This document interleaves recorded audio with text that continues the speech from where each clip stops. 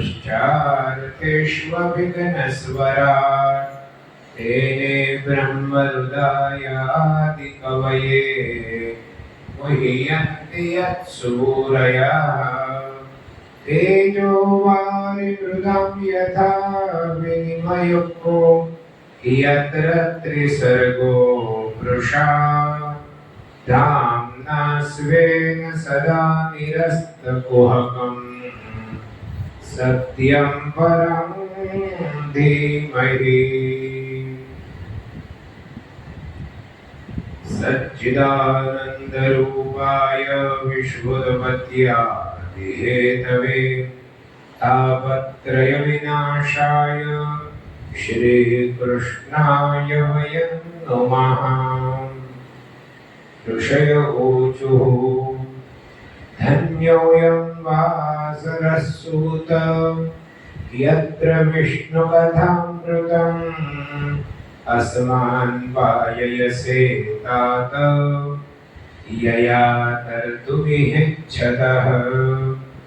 सूत उवाच शृणुत्वं ऋषयः सारं वदामि भवदग्रतः गृहीत्वा युवतिं पश्चात् स्तम्भतीर्थं जगाम सः।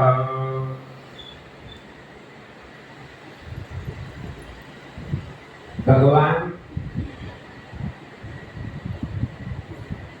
नारायण श्री हरि लक्ष्मी जी ने જે બધી કથાનકો કહે છે અને આ બાજુ સુતજી મહારાજ શૌનકાદિ ઋષિ મુનિઓને અધિક માસની કથાનું મહાત્મ્ય બતાવતા અનેક કથાઓ કહેતા જાય છે। તેમાં આજની જે કથા છે એ ઋણાનુબંધની કથા છે। એટલે ગઈકાલે મેં એમ કહેલું કે ખૂબ સમજવા લાયક આ કથા છે।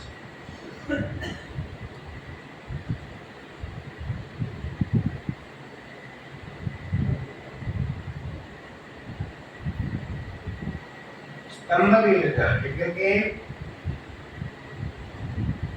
ખંભાતમાં જે પેલા પંડિત આવ્યા અને તેમને ગામના અમુક મોભીઓએ એમ કીધું કે અમારે ત્યાં સુલોચના નામની સુંદર કન્યા છે અને તમે પાણી ગ્રહણ એટલે કે વિવાહ સંસ્કાર માટે સ્વીકારો। અને આ પુરોહિતે એ કન્યાનો સ્વીકાર કર્યો અને એ સ્ત્રીને સાથે લઈને તે બ્રાહ્મણ સ્તંભતીર્થમાં ગયો।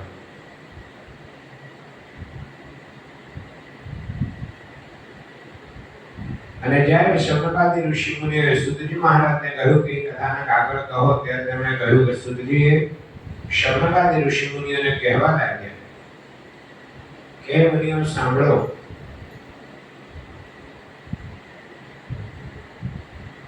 પછી તે બ્રાહ્મણ પોતાના સ્તંભતીર્થમાં તે સ્ત્રીને લઈને ગયો, તેની સાથે ઉત્તમ સંસાર માંડ્યો।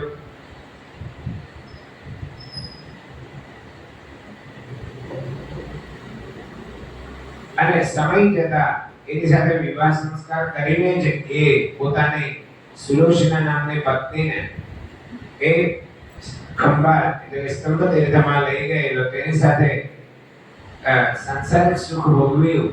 અને ત્યારબાદ સમય જતા એને ખૂબ ભગવાનની કૃપાથી એને સારા દિવસો રહ્યા।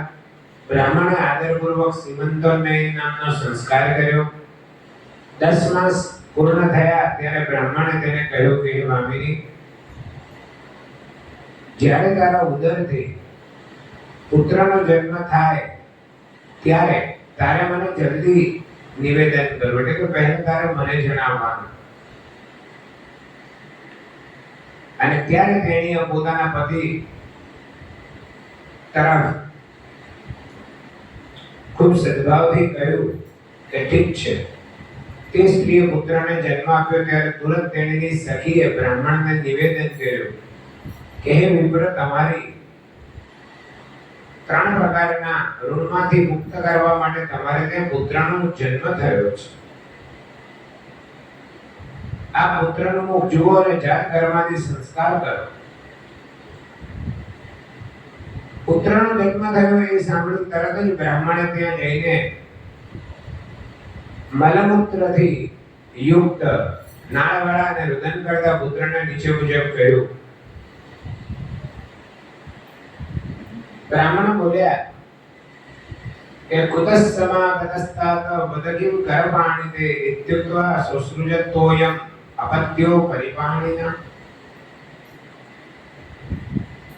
કે વત્સ તું ક્યાંથી આવ્યો છે?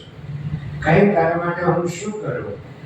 એમ કહી તેણે પુત્ર ઉપર હાથમાં અંજલિમાં પાણી લઈને એની ઉપર પાણીનો છંટકાવ કર્યો અને તરત એ પુત્રને તરત જન્મેલા બાળકને વાણી પ્રગટી વાણીનો સંચાર થયો અને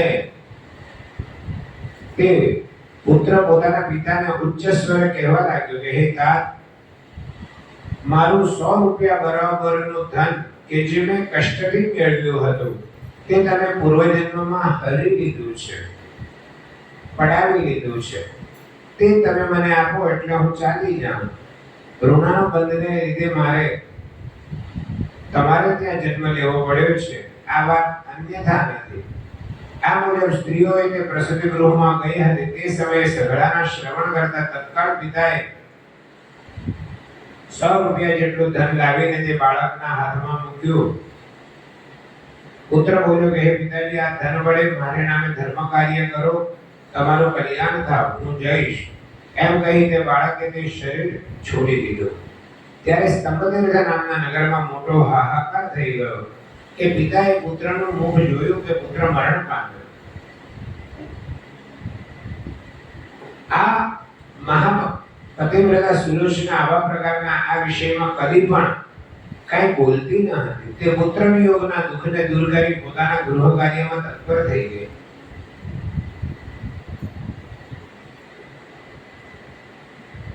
ત્યાર પછી પુનઃ કાલાંતરે તેણે પુત્રને જન્મ આપ્યો બીજી વાર.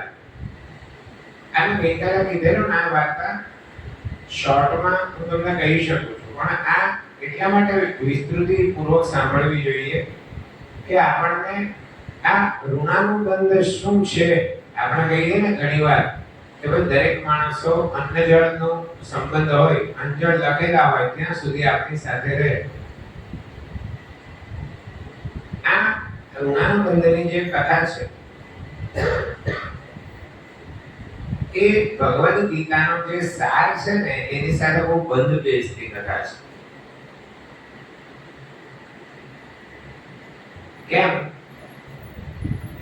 કે ભગવદ ગીતાનો સાર જે છે તે શું છે? આપણે થોડી ગીતાની વાત સમજીએ. ભગવદ ગીતાનો જે સંવાદ છે એ અર્જુન અને કૃષ્ણ પરમાત્માની વચ્ચે એ ગીતાનો સંવાદ છે. પહેલા અધ્યાયથી 18મા અધ્યાય સુધી ભગવાને અર્જુનને સમજાવ્યો નથી. ભગવાને એમને સમજાવવાનું શરૂ કર્યું બીજા અધ્યાયના 10મા કે 11મા શ્લોકથી. 2:11 કે 2:10. 2:11 સુધી તો અર્જુને પોતાનો વિષાદ પ્રગટ કર્યો છે કે હું આ બધા જોડે યુદ્ધ કરીશ નહીં. આ બધા મારા સગાઓ છે, તો કેવી રીતે મારું?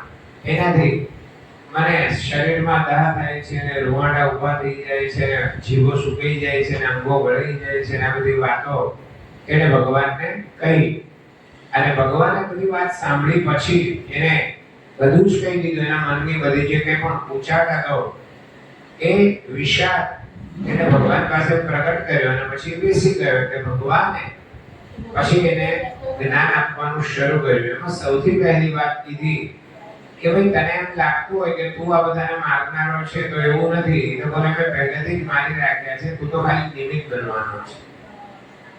એટલે કહેવાનું તાત્પર્ય કે એમાં જે સમજાવવામાં આવ્યું છે કે જે નષ્ટ થવાનું છે એ શરીર નાશ પામશે. આત્માથી તો તે બધા જીવતા જ રહેવાના છે. જે તે સમયે તું પણ હતો અને રહેશે, હું પણ હતો ને હોઈશ જ. પણ એ બધી વસ્તુ હું જાણી શકું છું, તું જાણી શકતો નથી. આ જે વાત છે એમાં આત્મા અમર છે અને શરીર નાશવંત છે, એ બાબતને ખૂબ મહત્વ આપવામાં આવ્યું છે. એટલે શ્રીમદ ભગવદ ગીતાનું જે કંઈ પણ કથાનક છે, અર્જુન અને કૃષ્ણ પરમાત્માની વચ્ચે જે કંઈ પણ સંવાદ થયો, એ સંવાદ મોહ દૂર કરવા માટે. એટલે 11મા અધ્યાયમાં તમે જો ભગવદ ગીતા વાંચો તો 11મા અધ્યાયના પહેલા જ શ્લોકમાં એમ કહ્યું કે મોહોયમ વિગતો મમ, કે મારો મોહ વિશેષેણ ગતા, કે મને અત્યાર સુધી જે કંઈ પણ કારણ થોડો મોહ દૂર થયો એનું કારણ એવું હતું કે 7મા અધ્યાયથી 8, 9 ને 10 સુધી વિભૂતિ યોગમાં ભગવાને એમ કહ્યું કે જો હું આ છું કે દરેક તત્વમાં જે કંઈ પણ વિશેષ છું તે હું છું. વેદોમાં સામવેદ હું છું, વૃક્ષોમાં પીપળો હું છું, પ્રાણીઓમાં સિંહ હું છું અને પક્ષીઓમાં ગરુડ હું છું, મહિનાઓમાં માક્ષર મહિના હું છું. આ બધી જે વાત કરી અને ત્યાર પછી 11મા અધ્યાયના પહેલા શ્લોકમાં અર્જુને એમ કહ્યું કે મોહોયમ વિગતો વિશેષેણ મમ મોહઃ ગતઃ. મોટે ભાગે કયો પણ થોડોક રહ્યો, મૂળવત આ છે. અને પછી 18મા અધ્યાયમાં અર્જુને એમ કીધું કે નષ્ટો મોહો સ્મૃતિર્લબ્ધા, કે હવે મારો મોહ નષ્ટ થયો છે અને મેં સ્મૃતિ પ્રાપ્ત કરી છે. એટલે ગયેલાનો ક્યારેય શોક નહીં કરાય. કારણ કે તમે જુઓ, કોઈ પણ માણસ મૃત્યુ પામે તો એનું સ્મરણ કઈ કઈ બાબતોને લીધે થાય, મને કહો. પહેલો તો સ્વભાવ જે દેખાય, એના સંબંધને લીધે, એનો વ્યવહાર અનુભવી શકાય, જોઈ નહીં શકાય. એની વાણી સાંભળી શકાય, જોઈ નહીં શકાય. એના શબ્દો, એની લાગણી, એનો પ્રેમ, આ બધી વસ્તુ તમે અનુભવી શકો, જોઈ નહીં શકો ને. તો જે દેખીતું છે એની આપણે સતત સંભાળ લઈએ છીએ, પણ દેખીતી એક પણ વસ્તુને લીધે મૃત્યુ પછી માણસ યાદ આવતો નથી. એનો હાથ બહુ સરસ હતો, એમ કોઈ દાડો કીધું ને? એનો પગ બહુ સરસ હતો, એનું મોઢું બહુ સરસ હતું, ઠીક છે. પણ ચિરકાલ સુધી, લાંબા સમય સુધી એ માણસને સારી રીતે યાદ કરવા માટે નહીં દેખાતી વસ્તુ વધારે અસર કરે છે, એ વધારે ઉપયોગી બને છે. એટલે દેખીતી વસ્તુ કરતા નહીં દેખીતી વસ્તુ વધારે સારી થાય ને, એને માટે જીવનમાં પ્રયત્ન કરવાનો.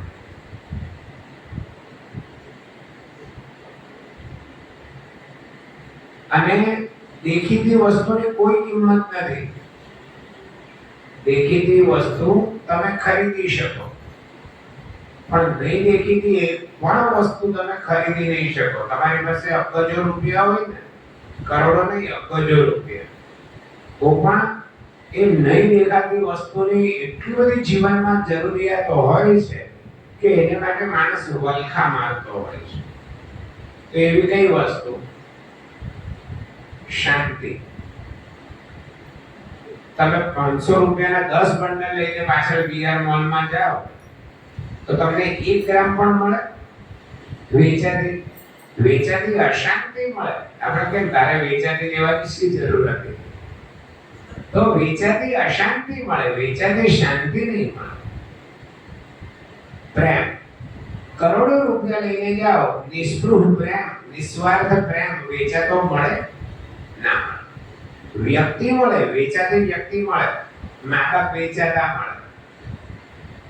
મા બાપનો મૂળ પ્રેમ એ વેચાતો નહીં મળે, વ્યક્તિ મળે, પ્રેમ નહીં મળે, લાગણી વેચાતી નહીં મળે, મનનો સંતોષ ક્યાંય રૂપિયાથી મળતો નથી, શરીરનું સ્વાસ્થ્ય તંદુરસ્તી દેખાય નહીં, અનુભવાય, એ દેખાતી વસ્તુ નથી. આપણે કોરોના કાળમાં જોયું કે લાખો રૂપિયા કઈ કામ લાગે ને માણસ તરત પહોંચી જાય.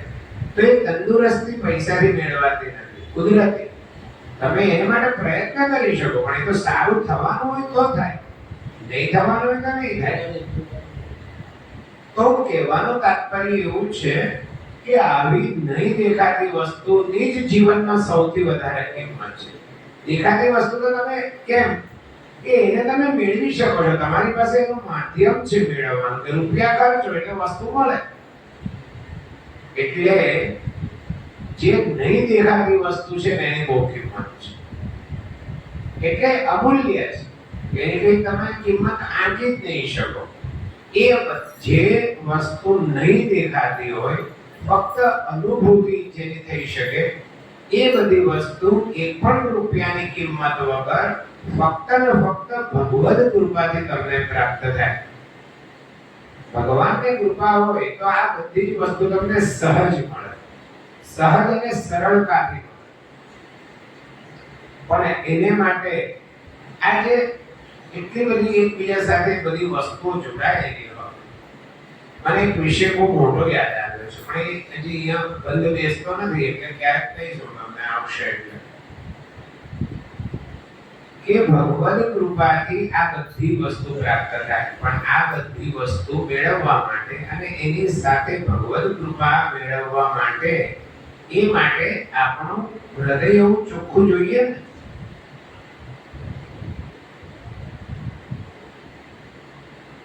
અને એને માટે એમ કહેવાય કે ભગવદ કૃપા એ ગાયના અરે સિંહણના દૂધ જેવી છે, એવી લોકવાયકા છે. કોઈ સિંહણને દોવા નાખ્યું હોય, પણ સિંહણનું દૂધ સોનાના પાત્રમાં જ રહે, બીજા કોઈ ધાતુના પાત્રમાં લો ને તો એ વાસણ ફાટી જાય, એવું કહેવાય. એટલે ભગવદ કૃપા એ સિંહણના દૂધ જેવી છે. એને જીરવવા માટે આપણે પહેલા સુવર્ણ પાત્ર બનવું પડે, અને એ સુવર્ણ પાત્ર બનવા માટે શું કરવું પડે? આગળ કીધેલું ને, યથા ચતુર્ભી કનકમ પરીક્ષ્યતે. તમે સ્વામીને ત્યાં જાઓ છો, સ્વામી સૌથી પહેલા શું કરે? ભાઈ જોવા માટે શું કરે? ઘસે. સૌથી પહેલા સ્વામી સોનું ઘસે. એને આમ ગુજરાતીમાં કસોટીનો પથ્થર કહેવાય, પણ એનું સંસ્કૃતમાં નામ છે નિકષ. એને નિકષ કહેવાય. એ નિકષ શાલિગ્રામ જેવો પથ્થર હોય અને એની પર આમ ઘસે. સમાજમાં સૌથી સંદિગ્ધ માણસ હોય ને તો એ સ્વામી છે. એને શંકા થયા જ કરે, હજી એને સંતોષ ના થાય, એટલે પછી શું કરે? તમે બંગડી લઈને ગયા હોય ને એને કાપે. એટલે પછી આમ એવું છેડા જુએ કે ભાઈ એમાં કઈ ભેળસેળ નથી ને, પ્યોર નક્કર છે ને, એવું જોવા માટે એને કાપીને એ બંગડીના બંને છેડા જુએ. પછી પણ એને કઈ બહુ ભરોસો ના આપે છે, એટલે પછી એ ગાળવા દે. ત્રીજો સ્ટેપ છે, ગાળવા લઈ જવાનો ત્રીજો સ્ટેપ. એટલે પછી એને ગાળવા લઈ જાય, અને ગાડીને પેલું આમ ગરમ ગરમ લાવી એ લોકો પાસે પેલી પ્લેટ હોય ને એમાં ભરી દે. એટલે પછી પેલું આમ કઠ્ઠા જેવું થાય, પછી એ સીધું પેલું થોડું કેમિકલ ને પાણી ને કરે, પેલું ઠંડુ પડે ને કઠ્ઠો તમારી પાસે લાવે. બરાબર, એ ત્રીજો સ્ટેપ હતી તો. અને પછી એ ટીપાય, પછી ઘાટ કરે. એટલે યથા ચતુર્ભી કનકમ પરીક્ષ્યતે નિદર્શનશ્ચેદનતાપતાડનૈ. એટલે સુવર્ણ પાત્ર બનવા માટે આપણે સુવર્ણ પાત્ર જેવા બનવું હોય તો સૌથી પહેલા શું કરવું પડે? ઘસાવવું પડે. આજનો કોઈ માણસ કોઈને માટે ઘસાતો નથી. એટલે આપણે મનુષ્યો, આજના અત્યારના મનુષ્યો પહેલી પરીક્ષામાં ફેલ થઈ જાય. આપણે કોઈને માટે ઘસાઈ છૂટતા નથી. નિદર્શન છેદન, પછી કપાવવું પડે. હવે જે ઘસાય ને એ કોઈને માટે કપાય ખરો નહીં. નિદર્શન છેદન પછી વડીલોનો તાપ સહન કરવો પડે. નિદર્શન છેદન તાપ જેમ સોનું પછી બળે એમ સંસારમાં શેકાવવું પડે. એટલું સરસ વાત છે. અમુક શબ્દ તો મને લાગે શબ્દકોશમાંથી જતા જ રહેશે. તમારા ઘરે જઈને તમારા ઘરમાં જેટલા હોય ને એને બધાને પૂછો. તમને પૂછો, ખબર હોય તો બહુ સારી વાત છે, ખબર બી હોય, મને કેવું અભિમાન નથી, પણ અમુક શબ્દો બહુ રેર વપરાય છે. નિંભાડો. નિંભાડો એટલે શું ભાઈને ખબર છે? વાહ. નિંભાડો એટલે એવું કહેવાય કે નિંભાડામાં માટલું શેકાય ને તો જ એમાં પાણી ઠંડુ થાય. એ માટલા શેકાય બની જાય પછી એટલે જેમ ઈંટનો કેમ ભઠ્ઠો હોય, ઈંટને પાકી કરવા માટે જેમ ભઠ્ઠો હોય ને, પણ ઈંટના ભઠ્ઠાને નિંભાડો કહેવામાં નથી આવતું, પણ માટલાનો જે ભઠ્ઠો હોય એને નિંભાડો કહેવામાં આવે. એટલે નિંભાડામાં માટલું શેકાય ને તો જ એમાં પાણી ઠંડુ થાય. એવી રીતે આપણે સંસારમાં શીખાઈએ, વડીલોનો તાપ સહન કરીએ ને તો તમે તમારા પછીની પેઢીને કંઈ કહી શકો. એટલે નિદર્શન છેદન તાપ તાળને એને પછી ટીપાવવું પડે. કોઈ વાર આપણા વડીલો આપણને ટકોરા મારે ને માથા પર તો એ પણ સહન કરવા પડે. તો તમે ઘાટ ઘડાવો. અમુક માણસો મારા સંપર્કમાં બહુ બધા એવા બહેનો છે કે બધી જ હોશિયારી એનામાં. તમને એમ થાય જ નહીં કે કંઈ નહીં આવડતું. બધું સંસારના એક એક રિવાજ ખબર હોય, કઈ વસ્તુ કેવી રીતે થાય તે ખબર હોય, એને બધી એમાં શું જોઈએ તે ખબર હોય, બધું જ આપણે એવા એકદમ હોશિયાર. અને એમાં આપણે આમ કાન પકડવો પડે. દેસાઈના બૈરા હોય ને બહુ હોશિયાર, અને બીજા કણબીના એટલે પટેલના એકદમ ચબરાક હોય. એટલે સારી રીતે ચબરાક, પેલો આમ લુચ્ચા નહીં, હોશિયાર. એટલે એને બધી જ વાતની સૂઝ હોય. એટલે જેને મારી મમ્મી કહેતી કોઠા સૂઝ, જેને કોઠા સૂઝ કહીએ ને, કોઠા સૂઝ એક પટેલોમાં ને દેસાઈઓમાં વધારે હોય. બીજા બધા ડૂંગાઓમાં એવું નથી, પણ એ લોકોમાં વિશેષ હોશિયારી હોય. એ લોકોને તરત ખબર પડી જાય કે આમ થાય આમ થાય. તો નિદર્શન છેદ અને તાપ તાળને, અને એટલા માટે એ સોનાને શુદ્ધ કહેવામાં આવે છે. તમે કોઈ છોકરા માટે કોઈ પૂછે કોઈ છોકરો કેવો, તો શું કહો? લોખંડના સળિયા જેવો એમ કહો, સોનાની લગડી જેવો એમ કહો ને. એટલે શુદ્ધતા માટેનો પર્યાય જ સોનું છે.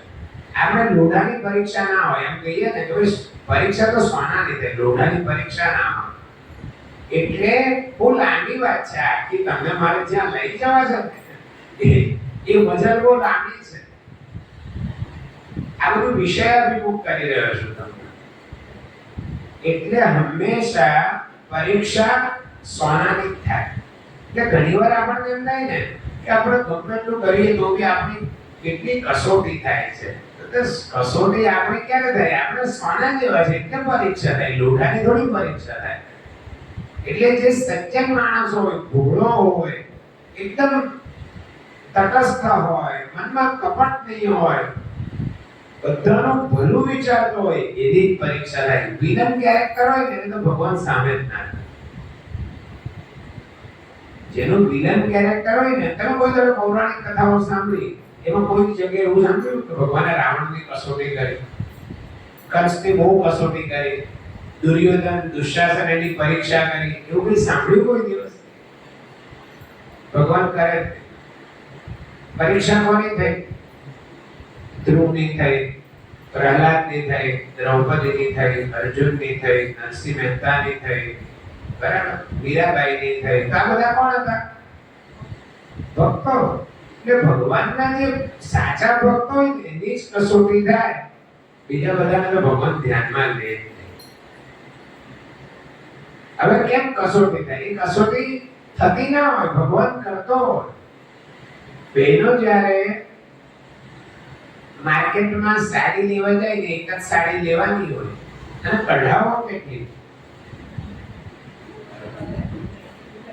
ઢગલો કરાવો ને ઢગલો આમ બધો ભરી જાય પેલો કાઉન્ટર હોય ને આમ બધું પછી આમ લેવાની બે હોય એક જ લેવાની હોય એટલે કે ભાઈ તું આ 5 તો મૂકી જ દે પછી 5 રહે પછી આમ બધું જુએ એટલે કે તું આ 3 મૂકી દે હવે બે માંથી એક આમ આ કામ ક્યાં હવે બે હારે મૂકી સારી લાગશે એટલે આ વધારે સારી ઓકે ભાઈ આ પણ મૂકી દે એટલે પછી જે લેવાની હોય ને એ બી ટેબલ પર રહે અને પછી પૂછવાનું શરૂ થાય ભાઈ આ ધોયા રોયા નહીં થાય ને આનું વર્ક નીકળી નહીં જાય ને આના દોરા નીકળી નહીં જાય ને તસાઈ નહીં જાય ને ધોવાતા જડી નહીં જાય ને આવા બધા એટલે પેલો ભાઈ હોય ને પૂછે કે બેન આટલું બધું શું પૂછવાનું એટલે બેન શું કહે ભાઈ આ મને ગમે છે એટલે એની પરીક્ષા તો થશે એટલે ભગવાનને જે ભક્ત ગમે ને એની તો ચોક્કસ પરીક્ષા થાય એમને કઈ સારી લઈ ના લો તમે એનું બધું પૂછીને આવો કે આમ નહીં જાય ફલાણું થઈ ગયું મેં પણ થયું પાછી આપી દઈશ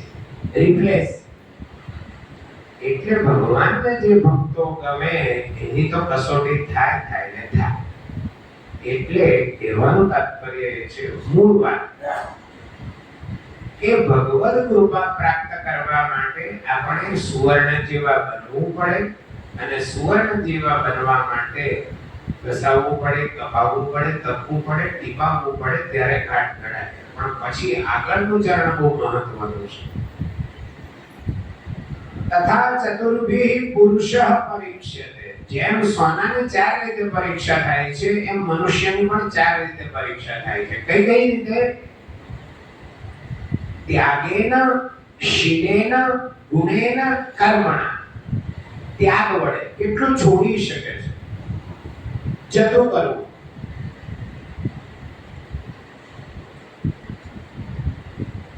એક પિતાના 2 સંતાનો હોય અને પુષ્કળ સંપત્તિ હોય તો બધું છોડી દેવું કોણ બને આ જમાનામાં 2 ભાઈઓ બધું લઈ જાય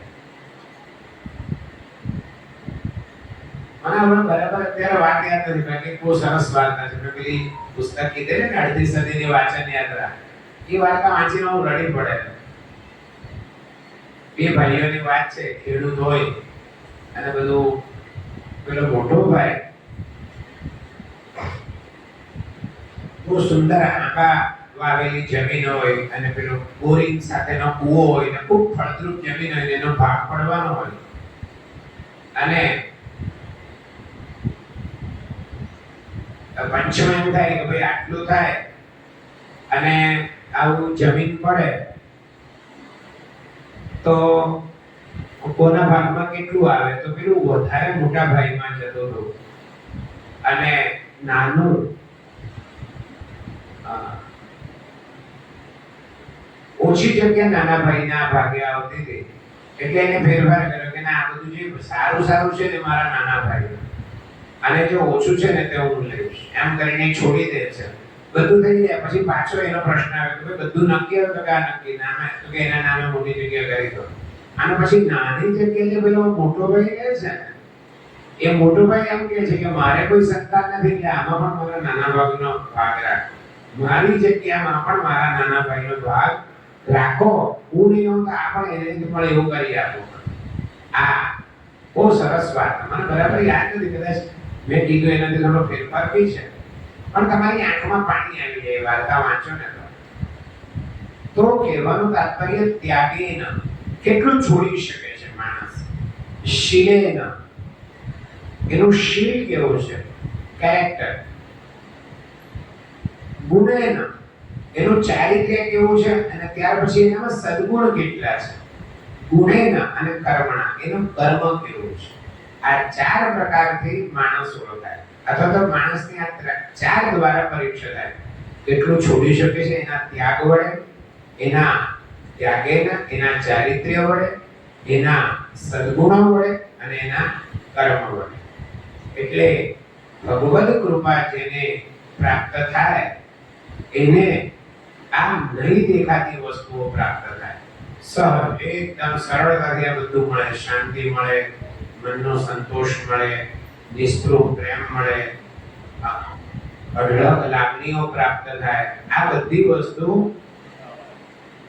ભગવાનની કૃપાથી અને એ ભગવાનની કૃપા પ્રાપ્ત કરવા માટે અને આ બધી જ વસ્તુ સહજ અને સરળ રીતે પ્રાપ્ત કરવા માટે શું કરવું પડે? ભગવાનનું ભજન કરવું પડે, સત્કર્મ કરવા પડે. સત્કર્મ જો તમે વાવ્યા હોય ને તો આ બધું ઉગે, અને ઉગે એટલે લણવા મળે.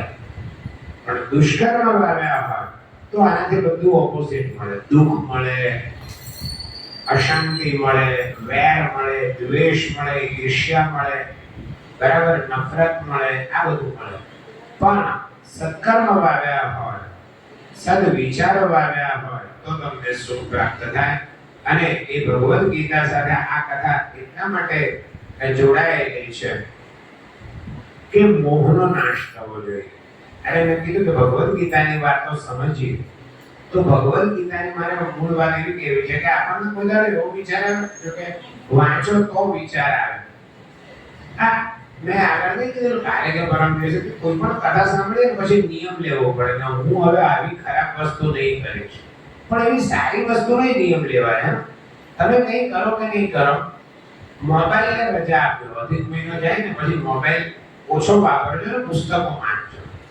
મારી એક સલાહ છે, પુસ્તકો વાંચવા, એનાથી બહુ જ્ઞાન મળે. મોબાઈલથી કશું મળે નહીં. અને બધા મારી દલીલ કરે કે મોબાઈલમાં બધા પુસ્તકો હોય. હવે મોબાઈલમાં કોઈ પુસ્તક વાંચતું નથી. એક સરખી રીલ જો કરે. ક્યાં ઇન્સ્ટા પૂરું થાય તો એફબી પૂરું થાય તો વોટ્સએપ પર ચેટિંગ, એ સિવાય કોઈ કંઈ વાંચતું નથી. હા, એને કંઈ જરૂર હોય તો ગૂગલ પર સર્ચ મારીને કંઈ લઈ લે પછી પૂરું. એને માટે થોડું ઘણું વાંચતા હશે. હું વાંચું છું ગૂગલ પર, અને બહુ બધા શબ્દો અને બધું જોઈએ, એની ડિટેલ જોઈએ, ક્યાંથી આવે બધું સર્ચ મારો. પણ મોબાઈલનો સદુપયોગ એ રીતે પણ વાંચજો, એનાથી બહુ જ જ્ઞાન પ્રાપ્ત થાય. તો ભગવદ ગીતા વાંચો ને તો સૌથી પહેલા ઉભા થતા જે પ્રશ્નો છે કે અર્જુન એટલો બધો મૂર્ખો હતો કે 18 અધ્યાય સુધી ભગવાને કીધા જ કીધું અને ભાઈ ઉભો થા લડવા જા, ભાઈ ઉભો થા લડવા જા. ના, અર્જુન તો બહુ યુદ્ધપન્ન હતો, ખૂબ વિદ્વાન હતો, પણ એને જે મોહ હતો ને એ મોહને દૂર કરવા માટે ભગવાને સતત પ્રયત્ન કર્યો. એને મોહ હતો, આ મારા ભાઈ છે, આ ગુરુ છે, ફલાણું છે.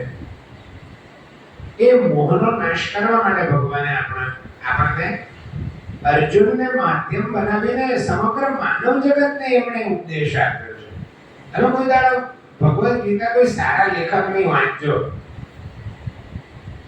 કોઈની પાસે ગીતાના ગ્રંથો હોય ને, મારી પાસે 18 પ્રકારની ગીતા તો મારી પાસે એટલી 18 પ્રકાર, અને 18 પ્રકાર નહીં, 18 લેખકોની અલગ અલગ.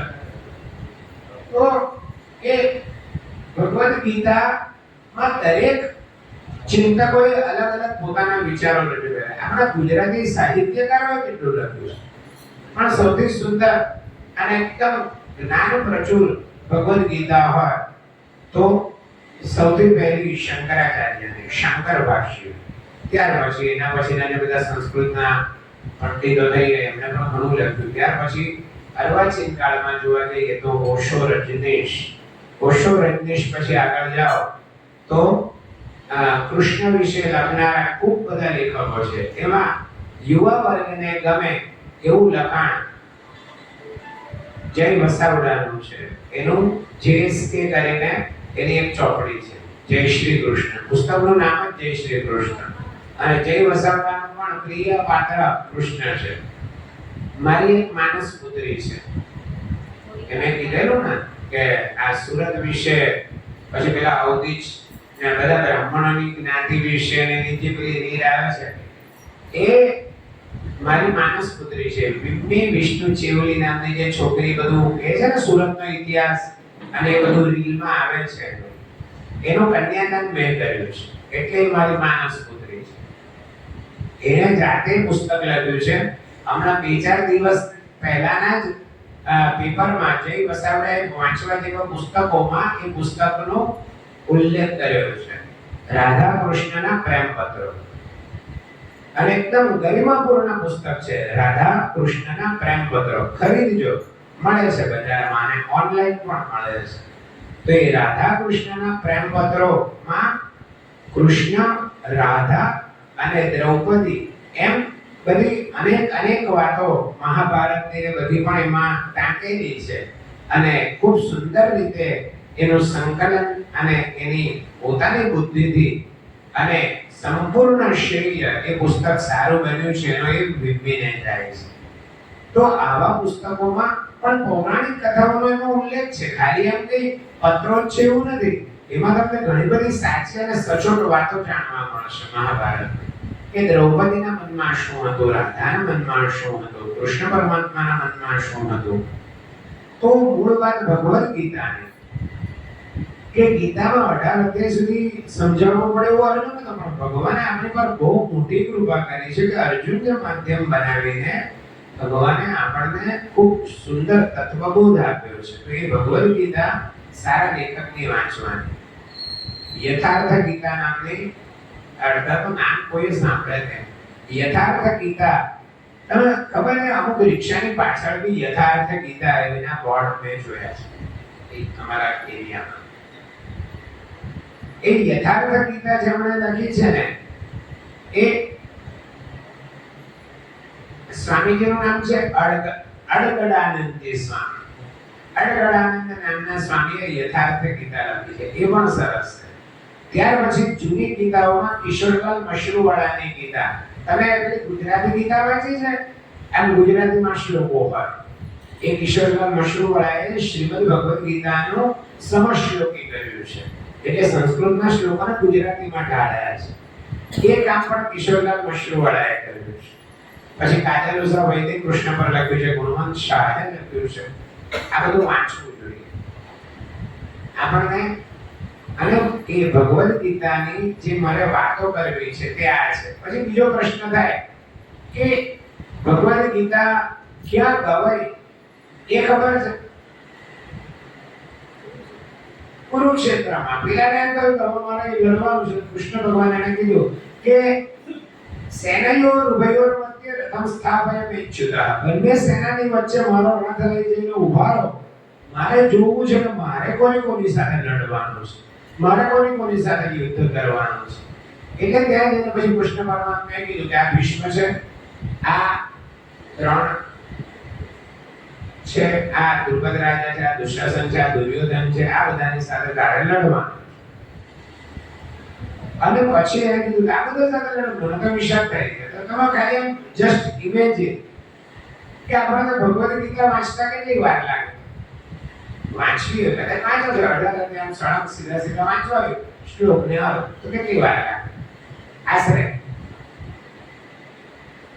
3 કલાક થાય. કેટલા? તો તમે વિચારો બધું થઈ ગયું. એમાંનું વર્ણન છે આવું કે બધા યુદ્ધ માટે એકદમ સજ્જ થઈને ઊભા છે. અરે આ અર્જુનને રોણ કાઢ્યું, મારે નહીં કરવું, કે મારે યુદ્ધ નહીં કરવું. તમે જસ્ટ એમ દ્રશ્યનો ઇમેજિન કરો કે બધા તૈયાર થઈને ઊભા હોય અને એ રાત્રે તો યુદ્ધ હોય નહીં, સવારે યુદ્ધ હોય, 8-9 વાગે બધા ભેગા થઈ ગયા હોય. અને પછી પેલા 3 કલાક 2-3 કલાક સુધી આમ અર્જુનને કીધું કે બધા ચૂપચાપ ઊભા રહ્યા.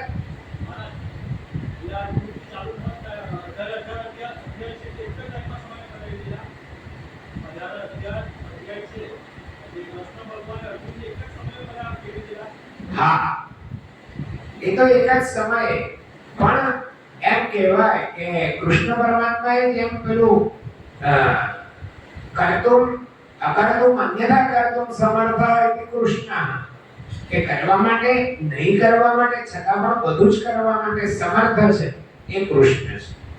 એટલે મને આ બધા મારા પ્રશ્નો હું તમને સમજાવું. આવા બધા પ્રશ્નો મને થાય છે કે આ 3 કલાક પેલા યુદ્ધમાં કારણ બહુ ગીતા મરણોત્તર ગીતા વાંચવા જઈએ ને, પેલા ગરુડ પુરાણ વંચાવે ને અમારા બ્રાહ્મણોમાં ગીતા વંચાવે. હું જ્યારે ગીતા વાંચવા જાઉં ને ત્યારે મનમાં મને આ બધા પ્રશ્નો ચાલતો કે આટલી લાંબી ગીતા વાંચતા આપણને 3-4 કલાક થઈ જાય સળંગ વાંચવી હોય તો. પેલા બધા 4 કલાક ઊભા જ રહ્યા હશે. કૃષ્ણ પરમાત્માએ અર્જુનને કીધું હોય, એમણે સમયને રોકી દીધો હોય અને આને તો ફટ કહી દીધું, ભાઈ આનું આમ છે, આનું આમ છે, આનું આમ છે અને હવે તારે યુદ્ધ કરવાનું છે. એટલે પેલા 18મા અધ્યાયમાં કીધું કે કરીશ્ય વચનમ તવ, કે હવે હું તમે જેમ કહેશો ને એમ હું કરીશ. એમ છેલ્લે કીધું. આમ ભગવદ ગીતા ખૂબ સુંદર ગ્રંથ. વિશ્વનો સૌથી શ્રેષ્ઠ ગ્રંથ હોય તો એ શ્રીમદ ભગવદ ગીતા છે. એની પેલી નાનકડી વિવેકાનંદની વાર્તા ખબર છે ને? વિવેકાનંદ જ્યારે આ આમાં શિકાગો ગયેલા પેલા વિશ્વ સંમેલનમાં, અને ત્યારે બધાના ઘરે જવાનું હતું. તો એક ઘરે કીધું કે તમે જ્યારે ત્યારે ભગવદ ગીતા ની વાતો કરો છો, તાજુ આ બધા ગ્રંથો પડ્યા છે કે જે સોફા પર બેઠા ને પેલું ત્રિકોણી હોય ને, ત્રિકોણ પેલા ટેબલ હોય, પેલું ઊંચું કરીને અંદર બધું હોય, એવા ટેબલ પર બધા પુસ્તકો પડેલા 10-15 જેવા. એમ કે જુઓ બધાની એની કિંમત એની બધી બીજા બધા ગ્રંથોની વેલ્યુ કેટલી છે, અને તમારી શ્રીમદ ભગવદ ગીતા સૌથી નીચે પડી. એટલે વિવેકાનંદે ખાલી એમ ઈશારો કર્યો, અને એમણે આમ ભગવદ ગીતા જેવી લઈ લીધી એવા બધા પુસ્તકો પડી ગયા. સમજ પડી ગઈ એમ કે એ પાયો છે. ભગવદ ગીતા એ પાયો છે, એ ખસેડો એટલે બધું પડી જાય. તમે વિચાર તો કરો, વિશ્વની તમામ ભાષાઓમાં સૌથી વધારે વંચાતી અને સૌથી વધારે જેનું ઇન્ટરપ્રિટેશન થયું છે એવો કોઈ માત્ર એક ગ્રંથ હોય તો તે ભગવદ ગીતા છે. એટલે આજનું જે ઋણાનુબંધ કથા છે એ એની સાથે એ રીતે કનેક્ટેડ છે કે માણસ મૃત્યુ પામે તો એનો શોક નહીં કરવો જોઈએ. એ મૂળ વાત છે. ત્યાંથી આપણે શરૂ કરીએ.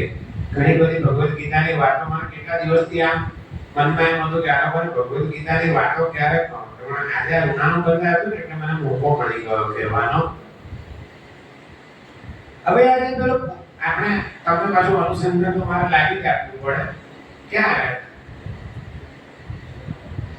એનાને જળની અંજલીથી પાણી છાંટ્યું અને વાચા ફૂટી એટલે કીધું કે મારે તમારી પાસે 100 રૂપિયા લેવાના છે.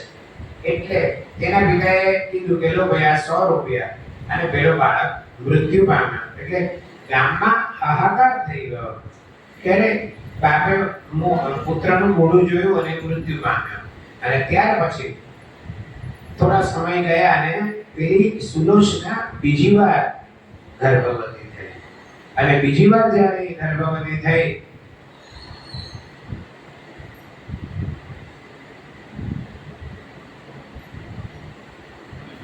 પુનઃ કાલાંતરે પુત્રને જન્મ આપ્યો પિતાએ.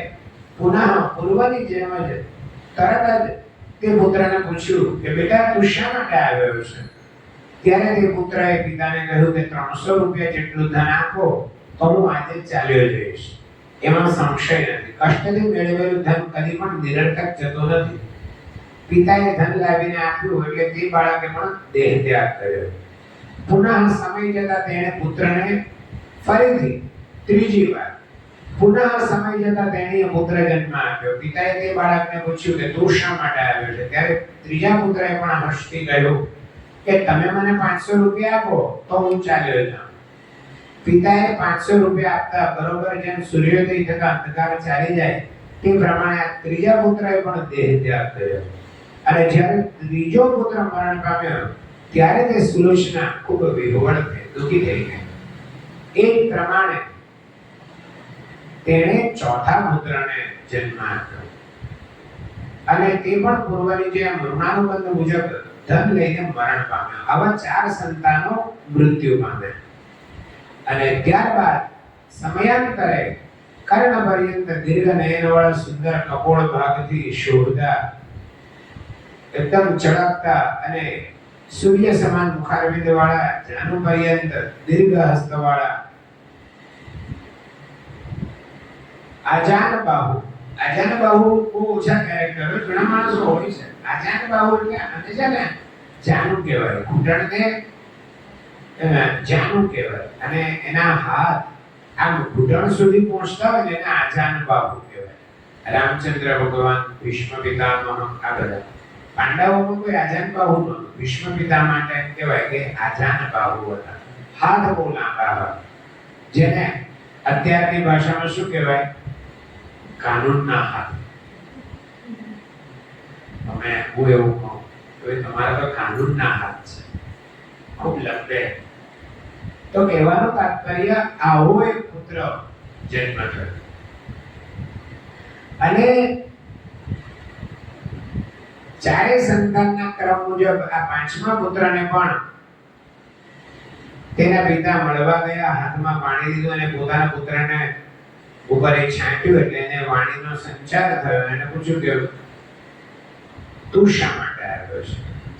તું જે કહે તે હું કરું. ત્યારે પ્રસન્ન મુખવાળા પુત્રએ પોતાના પિતાને કહ્યું કે હું બીજા નગરમાંથી ₹2.5 લાખ બરોબરનું ધન તમને આપવા માટે આવ્યો છું. પૂર્વે અતિશય કષ્ટથી ભેગું કરેલું તમારું ધન લઈને હું ખાઈ ગયો હતો. 1 કોડી બરોબરનું પણ ધન દાન આપ્યા વગર અને વચન માત્રથી પણ ધર્મ કાર્યમાં લીધા વગર રક્ષણ કરવા કોણ સમર્થ થઈ શકે? આ વિષયમાં બ્રહ્મદેવની મોટી આજ્ઞા છે. કષ્ટથી જેણે ધન મેળવ્યું હોય અને તે ધન જેણે કષ્ટ કર્યો હોય તેનું જ છે, તેમાં બળજબરી કરવી નહીં. અંત સમય અથવા જન્માંતરમાં પણ પુત્ર, ભાઈ, સ્ત્રી અથવા પશુ થઈને પણ તેને જેનું જેટલું ઋણ કાઢેલું હોય, એટલે જેને પોતાના માથે જેટલું ઋણ કાઢેલું હોય, ચડાવેલું હોય, તે ઋણ તેને આપીને જ તે વિનાશ પામે છે. એટલે જન્મના ચક્રમાંથી કોઈનું પણ ઋણ રાખવું નહીં. તમને એમ લાગે કે એવું કોણ હોય? નામ નથી દેતો, પણ મને હમણાં જ એક ભાઈ એવા મળ્યા અને ધનાર્થી હતું, પરિવાર. એટલે મેં કીધું અમારે પેલું કર્મકાંડમાં બધું પૂછવું પડે કે ભાઈ આ કરવાનું છે, પેલું કરવાનું છે. એટલે મેં કીધું કે ભાઈ મોસાળો, તો કે ભાઈ આ મારી વાઈફને એના ભાઈ પ્રત્યે બહુ પ્રેમ છે, મને એના ભાઈ પ્રત્યે બહુ પ્રેમ છે, પણ આપણે મોસાળું લેવાનું નથી.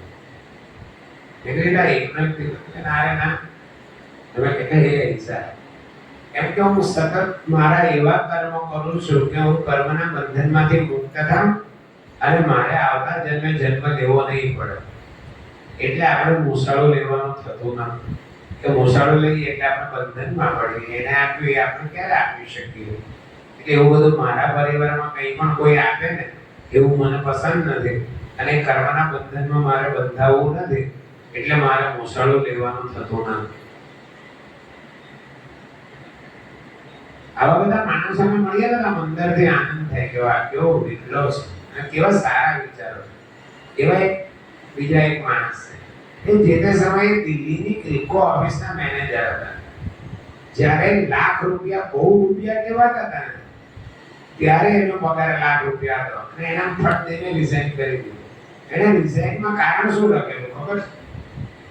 મારે આધ્યાત્મિક માર્ગે ઉન્નતિ પ્રાપ્ત કરવા માટે હું આવતીકાલથી ઓફિસ આવીશ નહીં, આ મારું રાજીનામું છે. આધ્યાત્મિક માર્ગે ઉન્નતિ પ્રાપ્ત કરવા માટે નોકરી બાધક બનતી હતી એટલે એને છોડી દીધી કે ના, આ શરીર તો ભગવાન ભગવદ ભક્તિ કરવા માટે જ મળ્યું છે. એટલે આધ્યાત્મિક માર્ગે ઉન્નત થવા એને નોકરી છોડી દીધી. સમગ્ર ક્રિબકો પરિવારમાં આવા કારણસર એની સૌથી ઉપરની જે લોબી હતી ને એને એ લોકોએ એક ભાઈનું સન્માન કરેલું. આવા કારણસર કે આટલા વર્ષોમાં ક્યારેય કોઈ કોર્પોરેટ જગતમાં આવા કારણસર કોઈએ રિઝાઇન કર્યું હોય એવો આ પહેલો દાખલો છે. તો ઋણાનુબંધ એટલે બંધનમાં નહીં પડવા માટે આ જે વાત કરી ને બ્રહ્માજીએ જે કે જેનું જેટલું પણ ઋણ તમે લીધું હોય એ ચૂકવો નહીં ત્યાં સુધી જન્મ મરણના ચક્ર ચાલતા જ રહે. પુનરપિ જનનમ પુનરપિ મરણમ પુનરપિ જનની જઠરે શયનમ કે એ વારે વારે તમારે જન્મ મરણનું ચક્ર ચાલતું જ રહે ત્યાં સુધી ઋણ ચૂકવાય નહીં. ઋણની સૂક્ષ્મતા ખબર છે? ઋણ ચડી જાય એની સૂક્ષ્મતા બહુ સૂક્ષ્મ વસ્તુ છે. મુંબઈ વાળો વ્યક્તિ સુરતની વ્યક્તિને એમ કહેતો હોય કે તું ગાડી લેતો આવજે, અને જો એ ગાડી લઈ લઈ જાય તો રૂપિયા વાળો છે એને કે ગાડી લઈ જવું એટલે એને માટે રમત વાત છે, પણ કઈ કારણસર એ ગાડી લઈને મુંબઈ જતો નથી.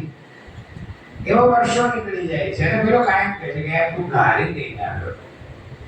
એટલે મુંબઈ વાળી વ્યક્તિ આવી રીતે ગાડી માંગતા માંગતા જો મૃત્યુ પામ્યો કોણ? મુંબઈ વાળો. તો એ પેલા ગાડીનું ઋણ સુરત વાળાના માથે મૂકીને મરી ગયો એમ કહેવાય. અને જો સુરત વાળો મૃત્યુ પામે તો એ પેલા મુંબઈ વાળાનું ઋણ લઈને ગયો એમ કહેવાય.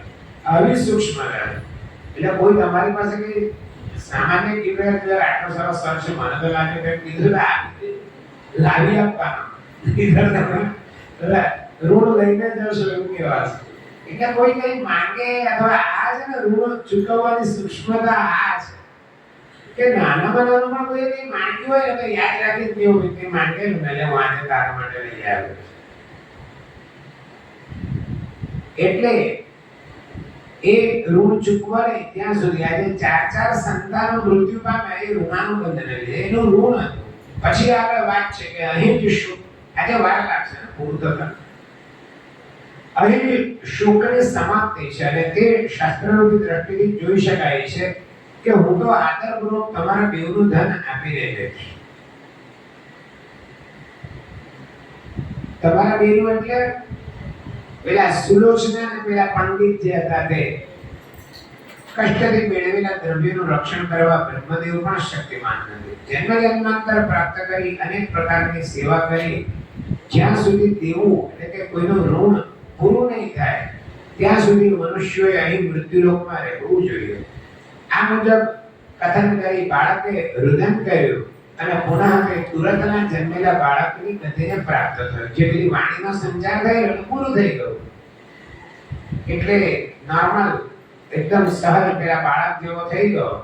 અને ત્યારે બ્રાહ્મણે પોતાની ભયભીત થયેલી સ્ત્રીને કહ્યું કે ભાઈ આ બાળકનું હવે પાલન તારે કરવાનું છે. પણ સાંભળ, આ તારો પુત્ર છે અને પ્રયત્નપૂર્વક રક્ષણ કરવા યોગ્ય છે. આ બાળકમાં દીર્ઘાયુષ્યનું ચિહ્ન છે, પણ ખરું શું છે તે હું જાણતો નથી. આનું બહારનું લક્ષણ તો શ્રેષ્ઠ છે, પરંતુ અંતરનું લક્ષણ હું જાણતો નથી. હું મારા મમ્મી સાથે પપ્પાનો તો બહુ અવસર મળે, પણ મારી મમ્મી સાથે મારે ડિબેટ બહુ થતી, બહુ ચર્ચાઓ થાય. હું કાયમ કહેતો કે માતા પિતાના સંસ્કાર 16 વર્ષ સુધી સ્ટાન્ડ લાગે, પછી તો પોતે ડેવલપ કરવું પડે. તમે ગમે એટલા સંસ્કાર આપો પણ તમારું કહેલું જ નહીં માને છોકરો તો એને કર્મ. પણ એનો અર્થ એવો નહીં કે એને છૂટો દૂર આપી દેવાનો, એને તો ધાક બતાવેલો જ રાખવાનો, કાબુમાં જ રાખવાનો, એ બાંધેલો નહીં રાખવાનો. ડર અને પ્રભાવ બંને વસ્તુ અલગ છે. તમારો એટલે ભય નહીં હોવો જોઈએ, તમારો પ્રભાવ હોવો જોઈએ. માતા પિતાનો પ્રભાવ હોય બાળક પર એ હોવું જોઈએ. આગળ કહે છે કે અંતરના લક્ષણ હું જાણતો નથી. આ બાળકના હસ્તનું આપેલું મૂળ મહત્વની વાત આટલી છે, એક જ લીટી કે આ બાળકના હાથેથી આપેલું એક પણ રૂપિયો તારે લેવાનો નથી. શું કીધું? કે આના હાથે આપેલો એક પણ રૂપિયો તારે ગ્રહણ કરવો નહીં. આ બાળકને જ્યારે એ અડધા લક્ષ જેટલું ધન પ્રાપ્ત થશે અને તે ધન તે જ્યારે આપણને આપશે ત્યારે તે મુક્ત થશે અને બ્રાહ્મણો જન્મ પ્રાપ્ત કરી વિદ્યા પ્રાપ્ત થાય છે. એટલે વાત કરી દીધી કે ભાઈ તું આના હાથેથી જે દિવસે 2.5 લાખ રૂપિયા લઈ લીધો તે દિવસે આ બાળક મૃત્યુ પામશે. ધન મળવું તો દુર્લભ છે, માટે તું હાલમાં બાળકનું પોષણ કર. આ મુજબ કહી કે બ્રાહ્મણ શ્રેષ્ઠ પુત્ર જન્મ મહોત્સવ પ્રસંગમાં તે બાળકનું નાદછેદન કર્યું, જાતકર્મ સંસ્કાર કર્યા, જનોઈ દીધું. આમ કરતા કરતા સમય પસાર કર્યો, એને ભણાવ્યો, ગણાવ્યો. પૌગંડાવસ્થાની 5 વર્ષની કૌમારાવસ્થાનું ઉલ્લંઘન કરી 10 વર્ષ પર્યંત કરી. અમે બધી વાતો કરે કે તે દિવસે બધા સંસ્કારોની એના તબક્કા અહીંયા બતાવ્યા છે.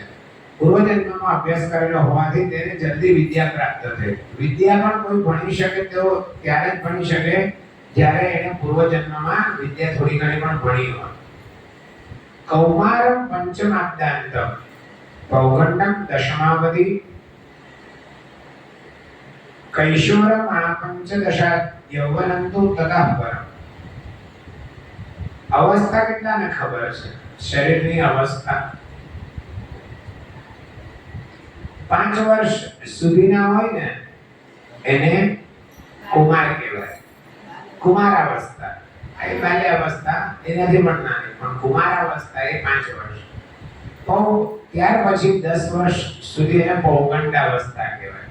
એ પૌગંડાવસ્થા પછીની 5 વર્ષની જે છે એને કહેવાય કિશોરાવસ્થા. ત્યાર પછીની અમે લખ્યું છે કે યૌવનમ તો તતઃ પરમ, ત્યાર પછી એટલે આપણામાં કહેવત છે, બધી કહેવતો છે ને એમ ના પડી. 16 શાન ને 20 વાન, એ શાન આવે ને પછી એની યુવાવસ્થા ચાલુ થાય ત્યાં સુધી કઈ કહેવાય. અને મેં કીધું ને કે બાળકને ધાકમાં રખાય, એના પણ સંસ્કૃતમાં શ્લોકો છે. લાલે પંચવર્ષાણ, એને લાલન પાલન ક્યાં સુધી કહેવાય? 5 વર્ષ સુધી આમ દીકરા દીકો ને દીકો કરાય, બરાબર? લાલે પંચવર્ષાણ, 10 વર્ષની તાળે 5મા વર્ષથી 15 વર્ષ સુધી એને મારવો, લખેલું છે શાસ્ત્રમાં. એને ટીપવો, જો ધાકમાં ના રહે તો મરાય. ઘણા કે મેં મારા છોકરાને આખી જિંદગી હાથ લગાડ્યો નથી, એટલે નથી લગાડ્યો એટલે જ આપણને ના લગાડવો જોઈએ. લાલે પંચવર્ષાણી 10 વર્ષાણી તાડયે, પણ પછી પ્રાપ્તે તુ 16 વર્ષે પુત્રમ મિત્રમ સમાચરે. જ્યારે 16મું વર્ષ પ્રાપ્ત થાય એટલે પુત્રમ મિત્રમ સમાચરે, પુત્ર તમારો મિત્ર છે, પછી એને કશું નહીં. એ 15 વર્ષ સુધી મેં બધું સમજી જ ગયું હોય કે ઘણી જગ્યાઓ જાઓ, ખૂબ સરસ રીતે રહ્યા જોઈએ. હવે જોજો તમે દુનિયામાં છે ને, એમ કે દુનિયા બહુ ખરાબ છે, એટલે એટલી સારી પણ છે, તમે જુઓ તો ખરા સારા માણસો નથી દુનિયામાં.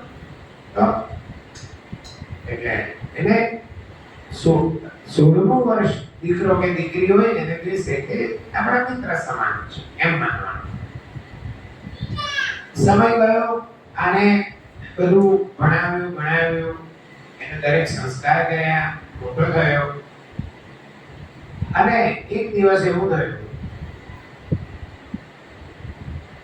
કે એને જેમાં જ્યોતિષ ભણાવ્યો તે રીતે એને જ્યોતિષ પણ ભણાવ્યું. પિતા કોઈક કારણવશાત ગ્રામાંતર ગયા. એનું બાળકનું નામ હતું બુદ્ધિવર્ધન. એ પુત્રને શિખામણ આપી. પુરોહિત બોલ્યા કે પુત્ર તું વિશેષ સમજનારો છે અને બુદ્ધિમાન છે. રાજાની આજ્ઞા થશે ત્યારે હું કૃષ્ણ દુર્ગથી પાછો આવીને અને અહીંના રહેનારા જે બધા લોકો છે તે પણ પ્રશ્ન પૂછવા આવે તો તું તારી બુદ્ધિ પ્રમાણે એને જવાબ આપજે. એટલે બાળકે કીધું તો બરાબર છે, હું આપીશ.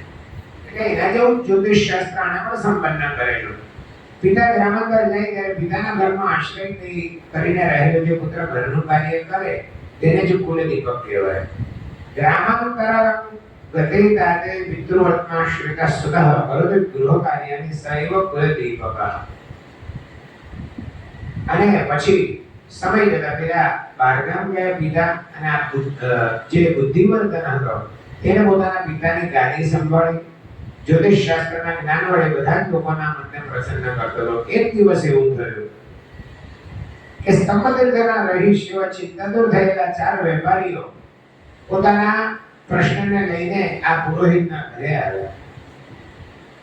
પુરોહિતે નહીં જોયા ત્યારે વેપારીઓ પાછા જતા હતા ત્યારે તે જોઈને બુદ્ધિવર્ધને કહ્યું કે કેમ તમે પાછા જાઓ છો?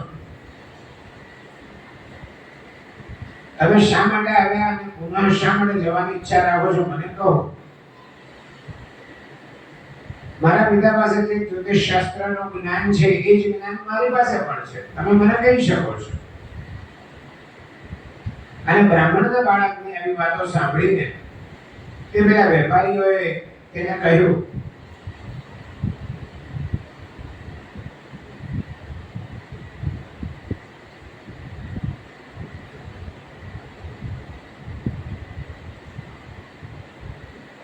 અને ત્યારે વેપારીઓએ કીધું કે અમે જે પ્રશ્ન લઈને આવ્યા છે તમને જો ખબર હોય તો કહો. એટલે આ લોકોએ કીધું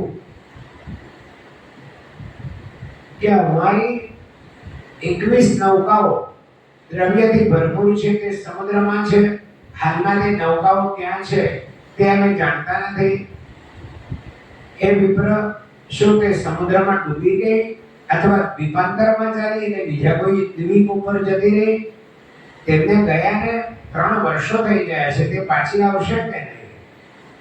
એ વિપ્ર જો આ પ્રશ્ન સંબંધી જ્ઞાન તમારા વિશે હોય તો અનેક પ્રકારે વિચાર કરી અમને કહો કે આનો શું ઉત્તર છે. ત્યારે બુદ્ધિવર્ધન કહે છે કે સાંભળો, હું વિચાર કરીને તમને સત્વરે કહું છું, પરંતુ તમારું કાર્ય સિદ્ધ થાય તો તેથી મને શું ફળ મળે? સુજ્ઞ પુરુષો કોઈએ પણ કરેલું કામ સંપૂર્ણપણે નિષ્ફળ થવા દેતા નથી. માટે આ વેપાર સફળ કાર્યવાળો થાય તેમ કરો. અને ત્યારે એ વૈશ્યોએ એટલે કે જે બધા વેપારીઓ આવેલા તેમણે કહ્યું કે યદિ સત્યમ ભવેદ વાક્યમ ભવદીયમ દ્વિજોત્તમ તદા વયમ સમર્થાઃ સ્મઃ સ્વામ પ્રસાદયિતુમ બુદ્ધ. કે જો તું જે અમને પ્રશ્ન લઈને આવ્યા છે એ પ્રશ્ન સિદ્ધ કરીને ના તું જે જવાબ આપે તે પ્રમાણે થાય તો અમે તને ખુશ કરીશું, તું જે કહે. અને આ પ્રમાણેનું વૈશ્યનું વચન સાંભળી તે સમયે પ્રસન્ન મુખવાળા બ્રાહ્મણે પાટી ઉપર ગણિત કરીને પ્રશ્નનો ઉત્તર કહ્યો કે સાંભળો, મારું કહેવું પરમાત્માની કૃપાથી સત્ય છે, અન્યથા નથી. બધી જે નૌકાઓ સુખરૂપે 7મે દિવસે સવારે આવી પહોંચશે. તમારી એમાં નૌકામાં શું હતું તે પણ કીધું કે તમારી બે નૌકાઓ મોતીઓ અને વિદ્રુમથી વિદ્રુમ નામના મણી આવે એનાથી ભરેલી છે. 5 નૌકાઓ સુવર્ણથી એટલે સોનાથી ભરેલી છે અને 7 નૌકાઓ ચાંદી રૂપાથી ભરેલી છે. એમાં સંશય નથી. વળી બીજી લવિંગ ઇંચી એવા તેજાનાઓથી ભરેલી છે. એક નૌકા સોપારીથી ભરેલી છે, એક નૌકામાં રેશમ છે અને એક નૌકામાં દ્રાક્ષ વગેરે વસ્તુઓ છે. 2 નૌકાઓમાં હાથી દાંત ભરેલા છે.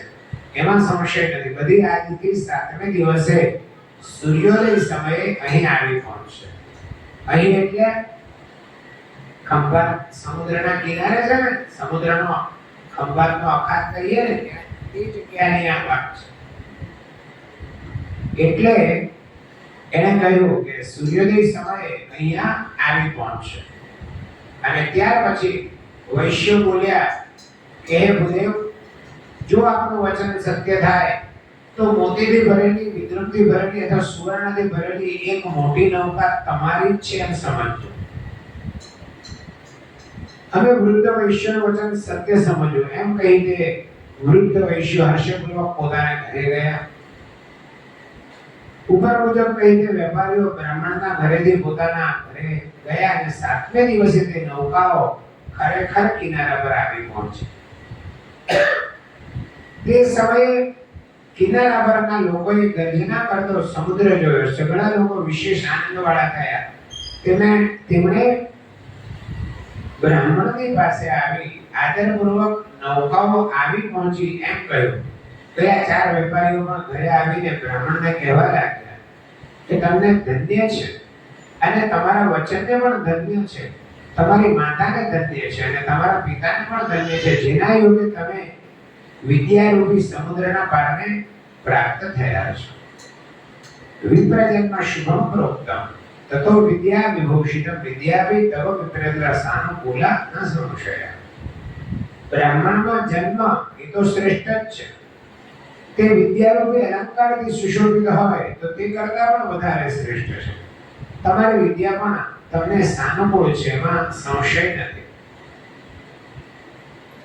ધન્ય છે તમારી માતાને કે જેની કુકેથી પોતાના કુળને દીપાવનારું તમારા જેવું રત્ન પ્રગટ થયું છે. આ પ્રમાણે સ્તુતિ કરી પછી બધા વેપારીઓએ બ્રાહ્મણને એકાંતમાં કહ્યું કે પૂર્વે અમે જે પ્રતિજ્ઞા કરેલી તે મુજબ એક નૌકા આપ ગ્રહણ કરો. આ એક નૌકા તમારી છે. નૌકાઓ આવી પહોંચી છે અને તેમાંની એક નૌકાને ગ્રહણ કરવા વિશેની આપ શ્રીની આજ્ઞા જ પ્રમાણરૂપ છે. આ પ્રમાણે તે વેપારીઓનું વચન સાંભળી તે બ્રાહ્મણ પુત્ર બોલ્યો કે તમારે યથારુચિ મને દ્રવ્ય આપવું. આપ જલ્દી પોતાના ઘેર જાઓ અને પુનઃ આવો. માતા નહીં જાણે તેમજ તમારે બીજું કોઈ ન જાણે તો હું દ્રવ્ય ગ્રહણ કરીશ. આ મારું વચન સત્ય માનજો. એને કહ્યું કે હું જે લાવું છું એ તમારે કોઈ કહેવાનું નહીં. એમાં મારી માતા તો નહીં જાણવી જોઈએ કે મેં આ ધન લીધો છે. બ્રાહ્મણના પુત્રએ જેમ કહ્યું તે મુજબ તે વેપારીઓએ કીધું. મહેલની અટારી પરથી ઉતરીને બ્રાહ્મણે દ્રવ્યનું પ્રમાણ કેટલું છે તે જોયું. તે અર્ધલક્ષ જેટલું છે એમ જાણી તે પ્રસન્ન થયો. લક્ષ એટલે લાખ. અડધા લાખ જેટલું એ છે એવું જાણીને પ્રસન્ન થયો. રસોઈ કરવા માટે બેઠેલી પોતાની માતાને બાળકે કહ્યું કે માતાજી આ ક્યાં મૂકું તે કહો, હવે મારે સ્નાન કરવા જવું છે, પ્રબળ ક્ષુદ્રામ મને પીડા કરે છે, જલ્દી ગરમ પાણી આપો. કોઈ પુસ્તક હશે એમ સમજી માતાએ કહ્યું કે લાવો હું મૂકી દઉં. એમ કરીને એને ગ્રહણ કર્યું અને ત્યારે તે ધન ત્યાં મૂકી સ્નાન કરી પછી તેને પરમાત્માનું ભજન કર્યું. અને આ જ સમયે કૃષ્ણદુર્ગમાં ગયેલા પોતાના પિતાજી તે ગામમાં આવી પહોંચ્યા. પુત્રએ પિતાને ઉતાવળે કહ્યું કે પિતાજી માતા સહિત હું સુખી છું, તમારું પધારવું ઘણું ઉત્તમ થયું છે. આપ સ્નાન કરો, ભોજન કર્યા પછી આપણે બંને વાર્તાલાપ કરીશું. અને પુત્રએ મેળવેલું ધન લઈ પિતા સ્નાન કરવા માટે બેઠા.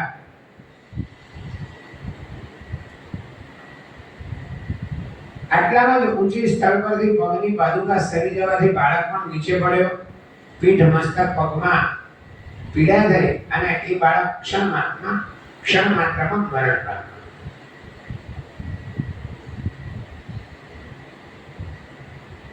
રુદન કરતા માતા પિતાએ એ શબ્દને પાસે બેઠા અને પછી પોતાના બાળકનું મસ્તક પોતાના ખોળામાં ગ્રહણ કર્યું.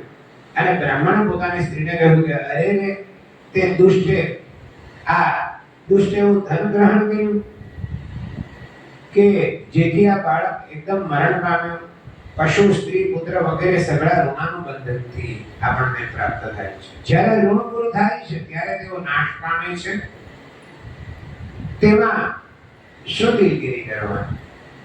તેથી જો તું જાણતી હોય કે મારી આગળ જલ્દી સત્ય કહે કે શાસ્ત્ર તો સત્ય છે, એમાં સંદેહ નથી.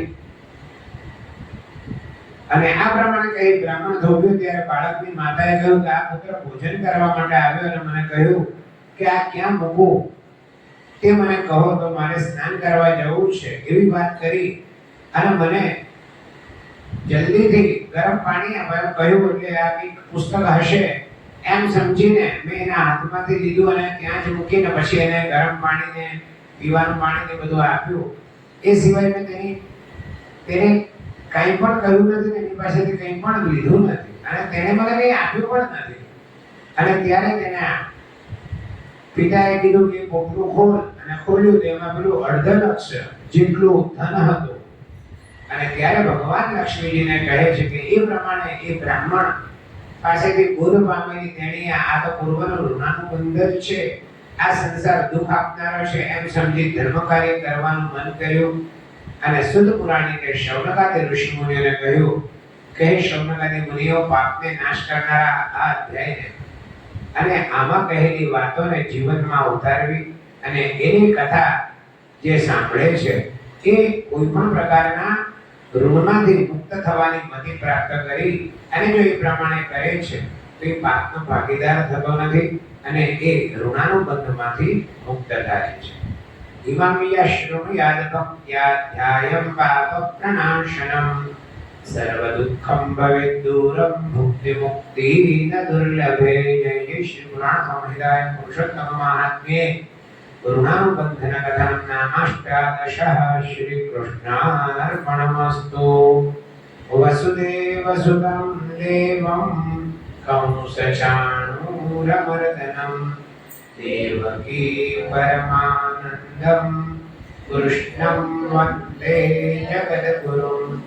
આપદામપહર્તારં દાતારં સર્વસંપદાં લોકાભિરામં શ્રીરામં ભૂયો ભૂયો નમામ્યહં. શ્રી ગોવર્ધનનાથ કી જય. શ્રી રાધા પુરુષોત્તમ દેવ કી જય.